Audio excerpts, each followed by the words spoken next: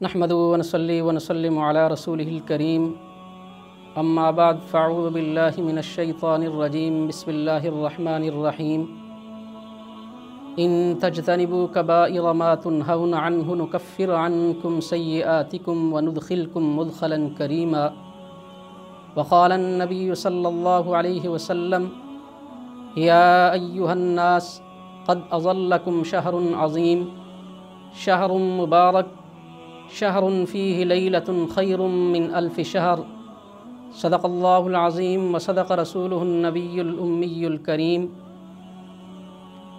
رمضان المبارک کا مقدس بابرکت رحمتوں برکتوں اور بخششوں والا مہینہ چل رہا ہے۔ اس مہینے کو اور اس مہینے کے لمحات کو قیمتی بنانے کے لیے النصیحہ فاؤنڈیشن فیصل آباد کے زیر انتظام 7 روزہ استعداد رمضان ورکشاپ کا انعقاد کیا جا رہا ہے۔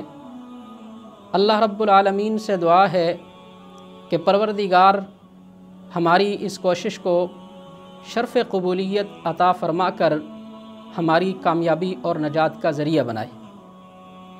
استعداد رمضان ورکشاپ 7 مختلف عنوانات کے تحت اسے 7 حصوں کے اندر تقسیم کیا گیا ہے، جن میں سے آج کا ہمارا پہلا عنوان ہے رمضان کیسے گزاریں۔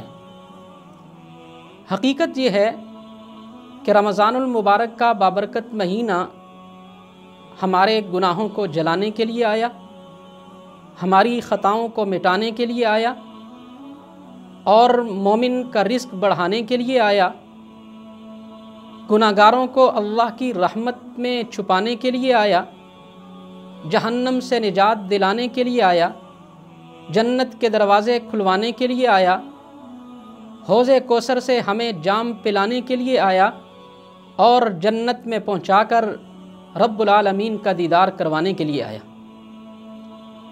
رمضان المبارک کی اہمیت کا اندازہ اس بات سے کیا جا سکتا ہے کہ رسول اللہ صلی اللہ علیہ وسلم رمضان المبارک کے آنے سے پہلے ہی رمضان کی تیاری کر لیا کرتے تھے، اور روایات میں آتا ہے کہ جو ہی رجب کا چاند نظر آتا آقا علیہ الصلاۃ والسلام ایک دعا فرماتے، اللہم بارک لنا فی رجب و شعبان و بلغنا الی رمضان، کہ ہمارے پروردگار ہمارے لیے رجب کے مہینے میں اور شعبان کے مہینے میں برکت رکھ اور ہمیں سلامتی کے ساتھ رمضان المبارک کے مہینے تک پہنچا دے۔ گویا کہ آپ علیہ الصلاۃ والسلام رمضان کو حاصل کرنے کے لیے اللہ تبارک و تعالیٰ سے دعا کیا کرتے تھے، تمنا کیا کرتے تھے، اور آپ علیہ الصلاۃ والسلام کی یہ دعا ہوتی تھی کہ پروردگار تو ہمیں رمضان کے مہینے تک پہنچا دے۔ پھر جب شعبان کا مہینہ آ جاتا تو آپ علیہ الصلاۃ والسلام ایک دعا خود بھی کیا کرتے تھے اور صحابہ کرام رضوان اللہ تعالیٰ علیہم اجمعین کو قرآن کی آیت کی طرح وہ دعا سکھایا کرتے تھے، اور وہ دعا تھی، آپ علیہ الصلاۃ والسلام فرماتے، اللہم سلمنی لرمضان وسلم رمضان لی وتسلمہ منی متقبلا، کہ میرے پروردگار مجھے رمضان کے لیے سلامت رکھ اور رمضان کو ہمارے لیے سلامتی والا بنا کر اس کو ہماری طرف سے شرف قبولیت عطا فرما کر اس کو اپنی بارگاہ کے اندر قبول و منظور فرما دیجیے۔ پھر جب رمضان المبارک کا مہینہ آنے لگتا، آقا علیہ الصلاۃ والسلام رمضان المبارک کے شروع ہونے سے پہلے صحابہ کرام رضوان اللہ تعالیٰ علیہم اجمعین کو ایک خطبہ دیا کرتے تھے۔ جیسے حضرت سلمان فارسی رضی اللہ تعالیٰ عنہ کی روایت ہے، وہ فرماتے ہیں کہ شعبان کے آخری دن آقا علیہ الصلاۃ والسلام ہمیں خطبہ دیا کرتے تھے، اور آقا علیہ الصلاۃ والسلام رمضان المبارک کی اہمیت کو ہمارے سامنے اجاگر کیا کرتے۔ آپ علیہ الصلاۃ والسلام فرماتے، یا ایھا الناس قد اظلکم شہر عظیم، اے لوگو، ایک بڑی عظمت والا مہینہ، ایک بڑی رحمتوں والا مہینہ تمہارے اوپر سایہ فگن ہے، وہ رحمت کی چادر لے کر، رحمت کی قبائیں لے کر، رحمت کی گٹائیں لے کر، رحمت کی فضائیں لے کر اور رحمت کے بادل لے کر تمہارے سروں پر کھڑا ہے۔ کون ہے اس کی عظمت کو حاصل کرنے والا؟ کون ہے اس کی رحمتوں کو سمیٹنے والا؟ کون ہے اس کی مغفرتوں سے اپنے دامن کو بھرنے والا؟ شہر عظیم، وہ بڑی عظمت والا مہینہ ہے۔ شہر مبارک، وہ بڑی برکت والا مہینہ ہے۔ وہ کیسی برکت والا مہینہ؟ فرمایا فیہ شہر فیہ لیلۃ خیر من الف شہر۔ وہ مہینہ ایسی عظمت والا ہے کہ اس مہینے میں ایک رات ایسی ہے جو 1000 راتوں سے بہتر ہے، 1000 مہینوں سے بہتر ہے۔ وہ ایک رات ایسی ہے جو 1000 مہینوں سے بہتر ہے۔ گویا وہ رات جس انسان کو مل گئی، جس نے اس رات میں عبادت کر لی، اس کی عبادت 1000 مہینوں کی عبادت سے اعلیٰ۔ جس نے اس رات میں تلاوت کر لی، اس کی تلاوت 1000 مہینوں کی تلاوت سے اعلیٰ۔ جس نے اس رات میں نوافل پڑھے، اس کے نوافل 1000 مہینوں کے نوافل سے اعلیٰ۔ جس نے اس میں قرآن کی تلاوت کی، اس کی قرآن کی تلاوت 1000 مہینوں کی تلاوت سے اعلیٰ۔ جس نے اس میں صدقہ و خیرات کیا، اس کا وہ صدقہ خیرات 1000 مہینوں کے صدقہ و خیرات سے اعلیٰ۔ جس نے اس رات میں پیغمبر پہ درود پڑھا، اس کا وہ درود 1000 مہینوں کے درود سے اعلیٰ۔ تو اتنی فضیلت والی رات کون سی ہو سکتی ہے؟ وہ لیلۃ القدر کی رات ہے، اور وہ رات بھی اس رمضان المبارک کے مہینے کے اندر ہے۔ پھر آقا علیہ الصلوۃ والسلام نے فرمایا، اللہ تبارک و تعالیٰ نے اس رات، اس مہینے میں 2 کام تمہیں عطا کیے۔ جعل اللہ صیامہ فریضۃ، اللہ نے اس مہینے کے روزوں کو تم پر فرض کیا۔ وقیام لیلہ تطوعا، اور اس کے راتوں کے قیام کو، تراویح کو تمہارے لیے خیر اور بلائی کی چیز بنا دیا۔ فرمایا من تقرب فیہ بخصلۃ من الخیر کان کمن ادی فریضۃ فیما سوا، جو شخص اس مہینے میں نفل عبادت کرے گا وہ اس مہینے کے علاوہ باقی مہینوں میں فرائض ادا کرنے والے کی طرح ہے۔ ومن ادی فیہ فریضۃ کان کمن ادی 70 فریضۃ فیما سوا، اور جو اس مہینے کے اندر ایک فرض ادا کرے گا وہ اس کے علاوہ باقی مہینوں کے اندر 70 فرض ادا کرنے والے کی طرح ہے۔ گویا ایک نیکی لے کر آؤ، اس مہینے میں ایک کے بدلے میں 70 ملیں گی۔ تو اتنی بڑی عظمت اور فضیلت والا مہینہ جس میں ایک کے بدلے میں 70 مل جائیں، رمضان المبارک کا مقدس مہینہ ہے۔ پھر اتنی برکت والا مہینہ، اتنی عظمت والا مہینہ، اتنی رحمتوں والا مہینہ، اتنی فضیلتوں والا مہینہ، ہمیں اس مہینے کو کام میں لانا چاہیے۔ ہمیں اس مہینے کو کام میں لا کر، اس کو انتہائی کرامت بنا کر اپنے رب کے ہاں سرخرو ہونا چاہیے۔ 2 عبادات رمضان المبارک کی جو رمضان کے ساتھ خاص ہیں، دن کا روزہ اور رات کی تراویح۔ ان 2 عبادات کے علاوہ اور کچھ عبادات حاضر خدمت ہیں کہ جن کے ذریعے انسان رمضان کے اس بابرکت مہینے کو اور ان لمحات کو بہت زیادہ قیمتی بنا سکتا ہے۔ ان میں سے سب سے پہلی چیز ہے کثرت ذکر۔ یوں تو اللہ تبارک و تعالیٰ نے قرآن کریم میں ارشاد فرمایا، یا ایھا الذین آمنوا اذکروا اللہ ذکرا کثیرا، کہ ایمان والو اللہ کا ذکر کثرت سے کیا کرو۔ خاص طور پہ رمضان المبارک کے مہینے میں اللہ تبارک و تعالیٰ کا ذکر کثرت سے کرنا چاہیے۔ اب کون سا ذکر ہم نے کرنا ہے؟ اس میں چند اذکار یہاں پر ذکر کیے جاتے ہیں۔ سب سے پہلی چیز آپ علیہ الصلوۃ والسلام نے فرمایا، استکثروا فیہ من 4 خصال، رمضان کے مہینے میں 4 کام کثرت سے کیا کرو۔ فرمایا ان میں سے 2 کام وہ ہیں ترضون بہما ربکم، جن 2 کاموں کے ذریعے تم اپنے رب کو راضی کر سکتے ہو۔ پہلا کام فرمایا شہادت اللہ الہ الا اللہ، لا الہ الا اللہ کثرت سے پڑھا کرو۔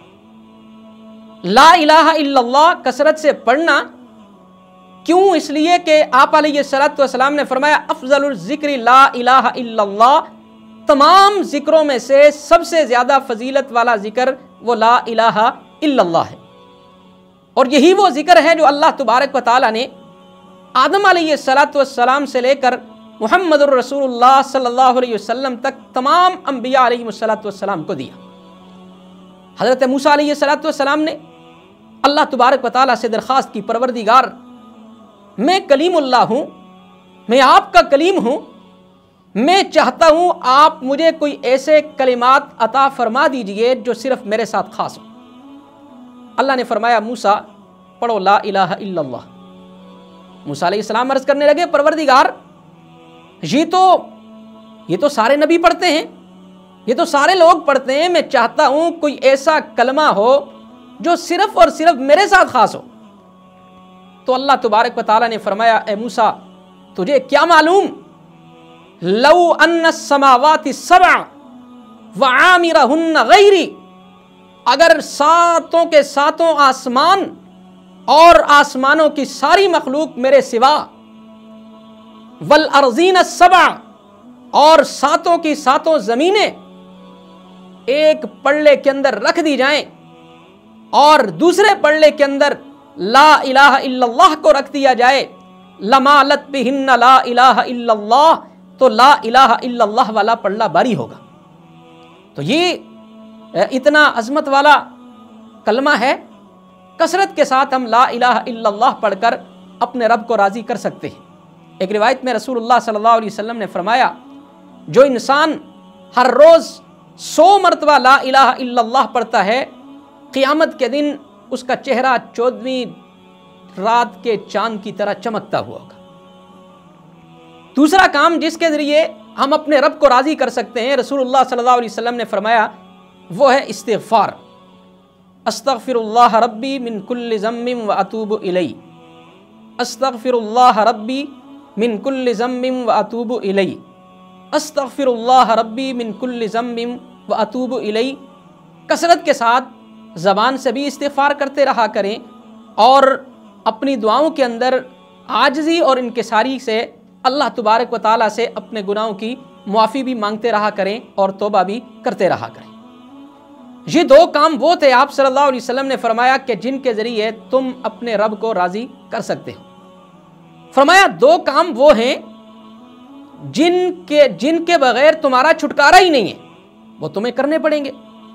فرمایا ان میں سے پہلا کام ہے تم اللہ سے جنت کا سوال کیا کرو، اللہ سے جنت کا سوال کیا کرو۔ اللہم انی اسألک رضاک والجنہ، اے اللہ ہم آپ سے آپ کی رضا اور جنت کا سوال کرتے ہیں، اے اللہ ہم آپ سے آپ کی رضا اور جنت کا سوال کرتے ہیں، اے اللہ ہم آپ سے آپ کی رضا اور جنت کا سوال کرتے ہیں۔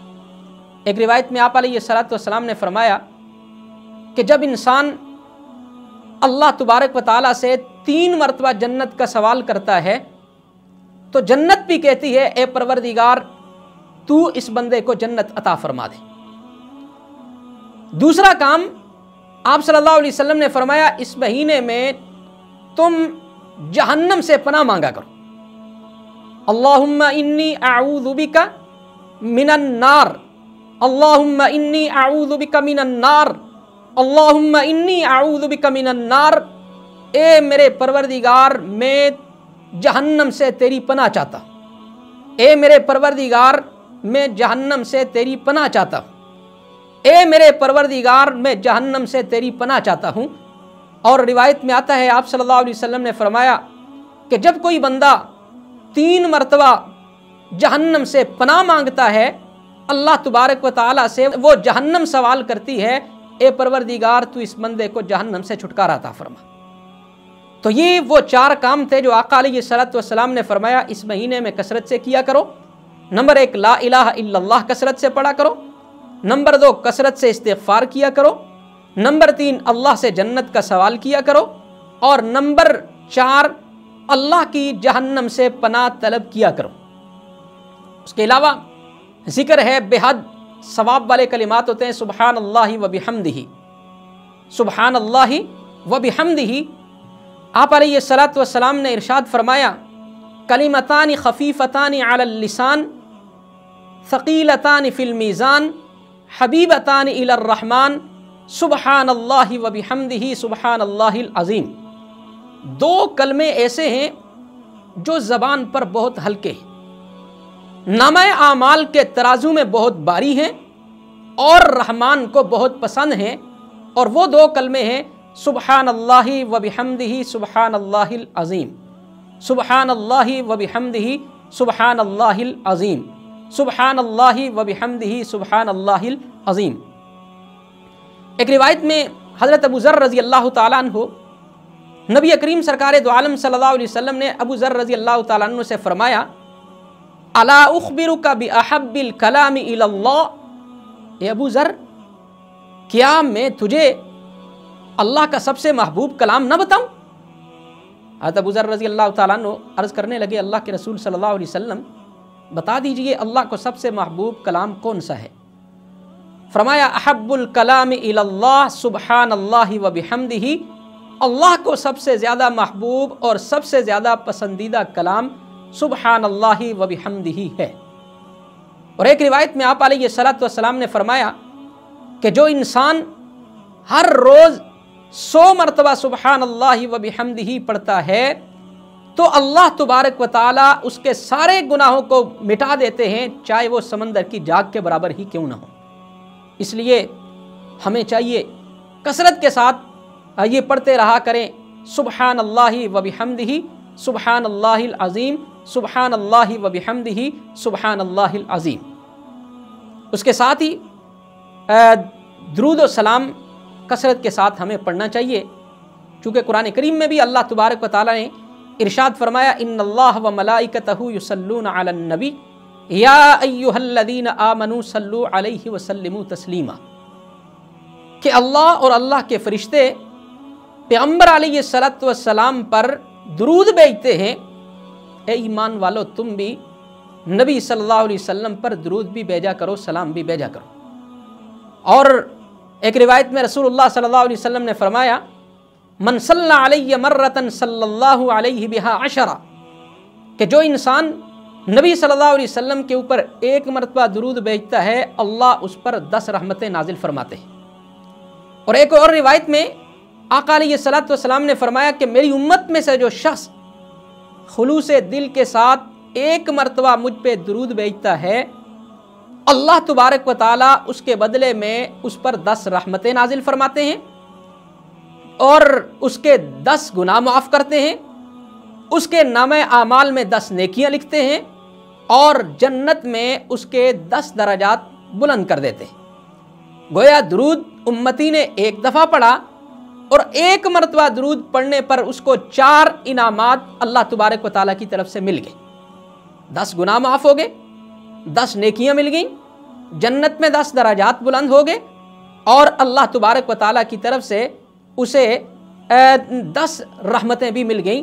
تو اس لیے ہمیں چاہیے اس مہینے میں کثرت سے نبی کریم سرکار دو عالم صلی اللہ علیہ وسلم کی ذات پاک کے اوپر درود پڑھتے رہا کریں، سلام پڑھتے رہا کریں، اور کثرت کے ساتھ درود و سلام پڑھتے ہوئے انتہائی مختصر درود ہے صلی اللہ علیہ وآلہ وسلم، صلی اللہ علیہ وآلہ وسلم، صلی اللہ علیہ وآلہ وسلم۔ نماز والا درود ابراہیمی جو افضل درود ہے وہ بھی پڑھتے رہا کریں، اور کثرت کے ساتھ جو ہے وہ مختصر درود بھی پڑھتے رہا کریں صلی اللہ علیہ وآلہ وسلم۔ دوسرا کام جو اس مہینے میں ہمیں کثرت سے کرنا ہے وہ ہے قرآن کریم کی تلاوت، چونکہ رمضان المبارک کی قرآن کریم کے ساتھ ایک خاص نسبت اور خاص مناسبت ہے۔ اللہ تبارک و تعالیٰ نے قرآن کریم کو لوح محفوظ سے آسمان دنیا پر رمضان کے مہینے میں اتارا۔ رمضان المبارک میں رسول اللہ صلی اللہ علیہ وسلم کے ساتھ جبرائیل امین قرآن کریم کا دور کیا کرتے تھے، تو اس لیے کثرت سے اس مہینے میں قرآن کریم کی ہمیں تلاوت کرنی چاہیے۔ اور ایک روایت میں آپ علیہ الصلوۃ والسلام نے فرمایا الصیام والقرآن یشفعان للعبد، کہ یہ قرآن اور رمضان دونوں مل کر قیامت کے دن اللہ رب العالمین کی بارگاہ کے اندر اس بندے کے لیے سفارش کریں گے۔ تو اللہ کرے یہ رمضان کا مہینہ اور یہ قرآن ہمارے حق میں سفارشی بن جائیں اللہ کی بارگاہ کے اندر۔ اس لیے رمضان المبارک کے اندر روزوں کی عبادت کے ساتھ ساتھ کثرت سے ہمیں قرآن کریم کی تلاوت بھی کرنی چاہیے۔ اس کے بعد رمضان المبارک میں نمبر 3 نماز تہجد۔ نماز تہجد ایک اہم ترین عبادت ہے، اور کچھ خوش نصیب انسان وہ ہیں جنہیں اللہ تبارک و تعالیٰ نے مسلسل نماز تہجد کی توفیق عطا فرمائی ہے، لیکن اکثر لوگ وہ نماز تہجد کے وقت اٹھنا ان کے لیے مشکل ہے، عام دنوں کے اندر وہ نماز تہجد ادا نہیں کر پاتے، لیکن رمضان المبارک کے اندر ہر روزہ دار انسان جس نے روزہ رکھنا ہے، اس نے سحری کے وقت اٹھنا ہے، سحری کرنی ہے، تو اس کو تہجد کا وقت مل جاتا ہے، تو ہمیں کوشش کرنی چاہیے کچھ دیر پہلے اٹھ جائیں، 5 منٹ 10 منٹ پہلے وضو کر کے اللہ کے حضور سر جھکا کر نماز تہجد ادا کریں، تاکہ تہجد کی فضیلت والی جو عبادت ہے وہ ہمیں بھی نصیب ہو جائے اور ہم اس فضیلت کو بھی حاصل کر سکیں۔ نمبر 4 ہے دعا۔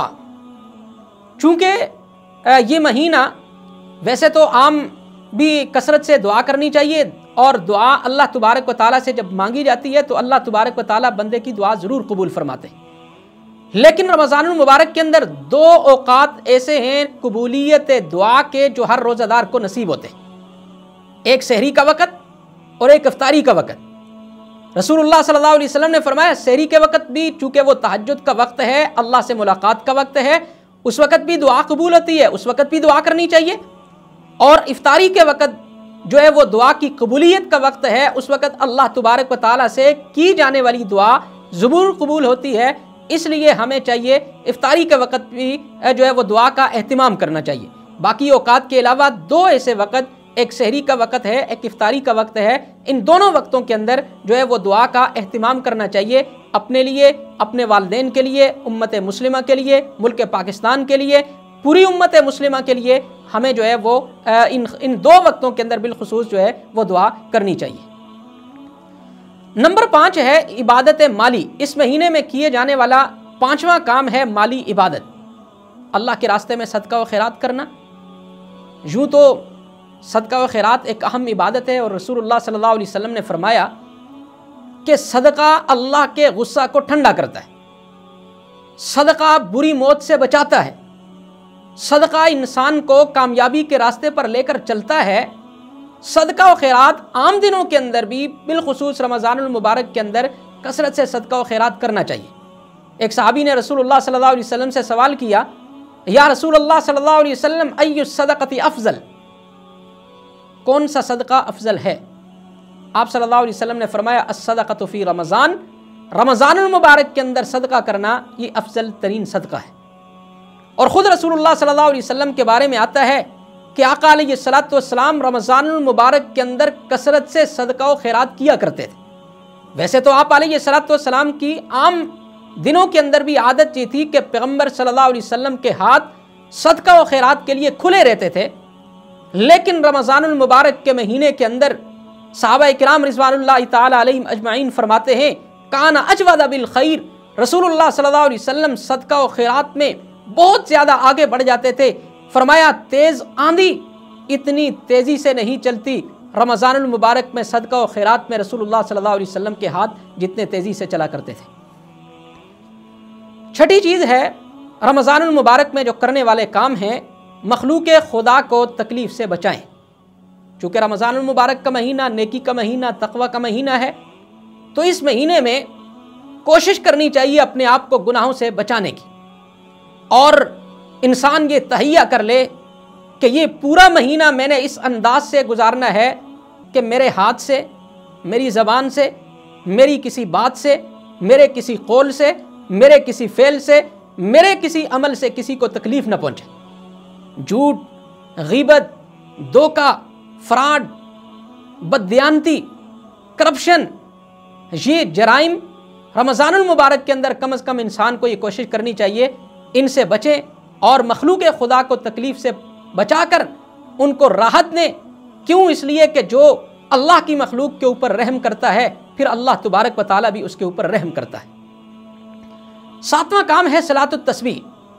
صلاۃ التسبیح ایک اہم عبادت ہے۔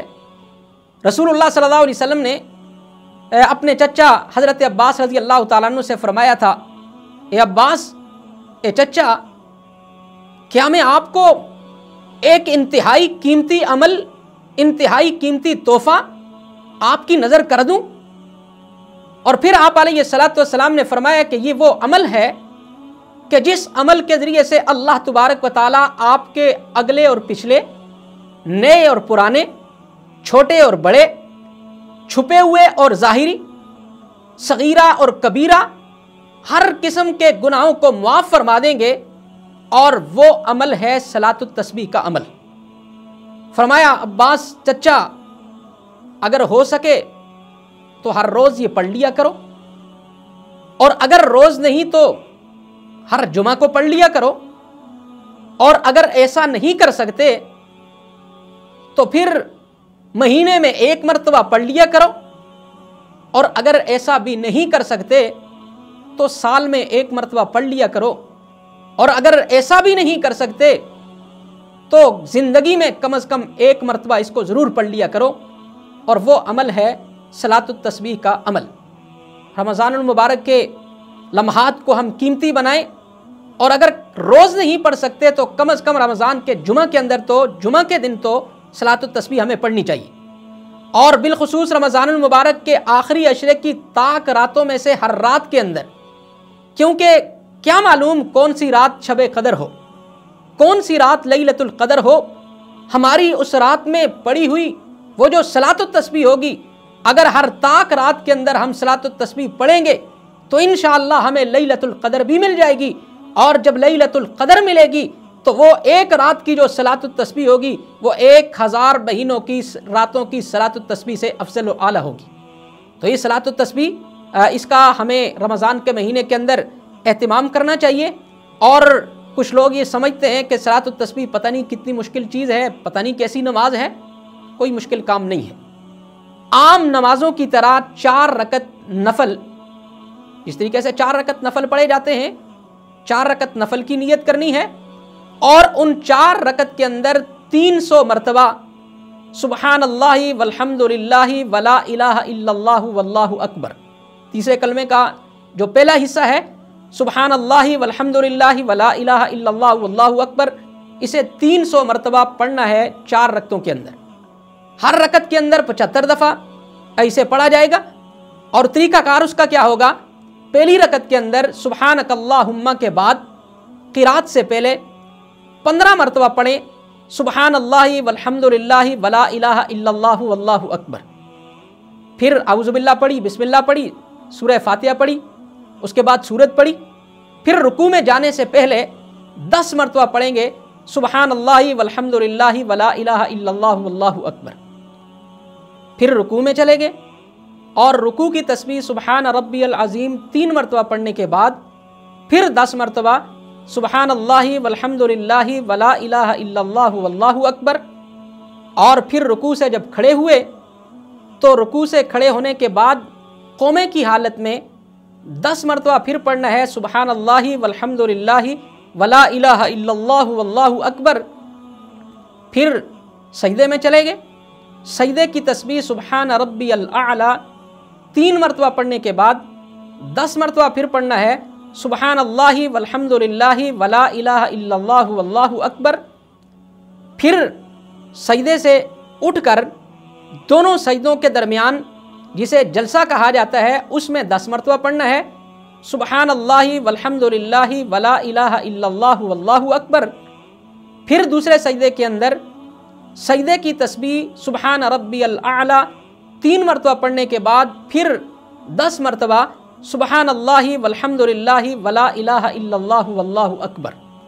یہ ایک رکعت مکمل ہونے کے ساتھ ساتھ 75 مرتبہ سبحان اللہ والحمد للہ ولا الہ الا اللہ واللہ اکبر مکمل ہو گیا۔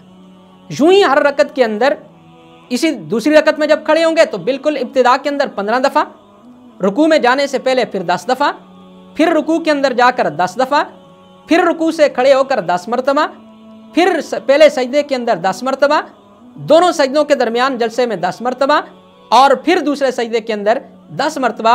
यूं ही तीसरी रकत के लिए जब खड़े होंगे इसी तरह से, और चौथी रकत के अंदर भी इसी तरह से। बाकी जो है वो 4 रकतें नफल की तरह उस नमाज को मुकम्मल किया जाएगा, और ये हमारी सलातुत तस्बीह मुकम्मल हो जाएगी। तो हमें चाहिए कि इन चीज़ों का हम एहतिमाम करें, और रमज़ानुल मुबारक के इन लम्हात को कीमती बनाने के लिए ये छोटे छोटे काम हैं जिन कामों पर अमल करके हम अपने रमज़ान को कीमती बना सकते हैं, और अल्लाह तबारक व तआला के हम पसंदीदा बन सकते हैं, अपने गुनाहों को मुआफ़ करवा सकते हैं, अपने लिए नेकियों का ज़ख़ीरा बनवा सकते हैं, और अपने लिए अल्लाह तबारक व तआला से जन्नत को हासिल कर सकते हैं। अल्लाह तबारक व तआला की रज़ा और उसकी जन्नत को हासिल करते हुए जहन्नम से अपने आप को, अल्लाह के अज़ाब से अपने आप को बचा सकते हैं। ये था आज का हमारा मौजू, रमज़ान कैसे गुजारें। दीगर मौज़ूआत के लिए फिर हाज़िर होंगे IMTV के साथ। इसी के साथ अपने मेज़बान अतीकुर रहमान को इजाज़त दीजिए। अल्लाह हमें समझने की, अमल करने की तौफ़ीक़ अता फ़रमाए। व आखिरु दावाना अनिल हम्दुलिल्लाहि रब्बिल आलमीन। अगर आपने अभी तक हमारा चैनल सब्सक्राइब नहीं किया है तो फौरन इस सब्सक्राइब के बटन पर क्लिक कर दें, और साथ ही बने बेल आइकन पर भी क्लिक कर दें, ताकि हमारे चैनल की तरफ से आने वाली तमाम लेटेस्ट अपडेट्स आप तक बर वक्त पहुंच सकें। बहुत शुक्रिया।